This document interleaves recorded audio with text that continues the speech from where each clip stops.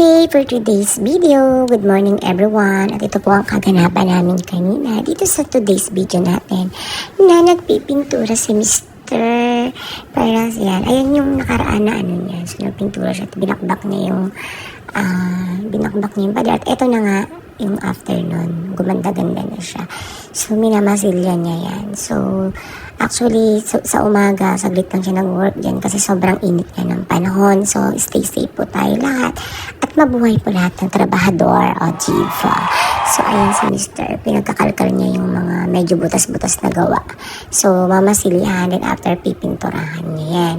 So, ayun na nga. Ayan po yung dating bako-bako. So, ngayon, namasilya niya para pumantay. Lalagyan niya pa ng pintura yan. So, patutuyuin niya muna yan bago niya pipinturahan. At eto na nga, after niyan, ako naman nagluluto dito sa kusina. Wow! At parang na-miss ko magluto ng tambaners. Ayan, so super prito ako ng tamban. Kasi masarap, diba, ang tamban kapag crunchy, gano'n. So, ayan nga, medyo mausok. So, binuksan ko yung mga bintana dahil syempre ang jusok ni Tess ay parang kakapit sa mga kortina ng atetra. So, nilaksan ko talaga yung, ano niya, yung pang ano sa usok dyan sa taas. Hindi ko alam kung anong kemerot nun. Basta pinindot ko na lang na itinodo ko talaga ang panghigop sa usok. At ayan nga, nagpahinga muna si Onying dyan, si Mr. So, mahilig siya talagang manood yung idol niya kasi si Katusok. Ayan, Katusok Becky naman. Ayan, lagi niya pinapanood yung mga isda. Hindi ko alam. Gusto niya talagang maging mangingisda siguro soon. At ayan nga yung sobrang init sa labas. Kung makikita niyo talaga, ka-beauty na napaka-init talaga dyan sa labas. Tapos, sinasarado nung ano. At ayan nga, sa sobrang init, hindi ko na talaga napigilan, nagmalasere na talaga ang eksena ni ka-beauty. Ayan, diba? O, diba? Super swimming para maibsan talaga ang init ng ating nararamdaman dito sa Philippines. So, stay safe pa rin tayo. So, eto na nga, after namin maligo, dumating yung ate ko na si Arlene. Yan ang ate bayaw ko na talagang nagpa-beauty siya. Ayan, nilagyan namin, tinrip namin yung kilay-kilay. At ayan na nga. So, okay naman ang outcome.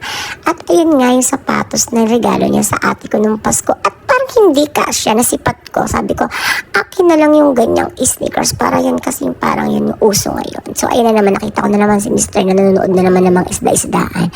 So, sabi ko sa kanya, tara na kumain na tayo. At ayun nga, pinasunod ko na nga siya. At nag-prepare na nga itong masipag ko at napakaganda at napaka-sexy ko. Favorite na si Tony Fowler na si Cedeline. Ayan, si Cedeline. Cedi kasi siya naging Cedeline. So, actually, kaparehas ko rin siyang tukling Teresa. Pero ayan, mabait naman yung batang yan. Tapos ayan nga, ayan yung dati kanina naming pagkain, kaninang tanghali. So para hindi tayo mag-aksaya, inubos muna namin yan. Sabi ko, wag na tayo magluto-luto, ayan na lang yung pagkain na ubusin natin. Tirahin muna natin ang tanghalian bago tayo magluto na naman ng another one. At ito na nga, dito kami sa kwarto ng ate ko, hintay namin siyang maligo kasi nga magmo-movie-movie daw kami after ni tea. Ayan. So, yun lang. Thank you for watching.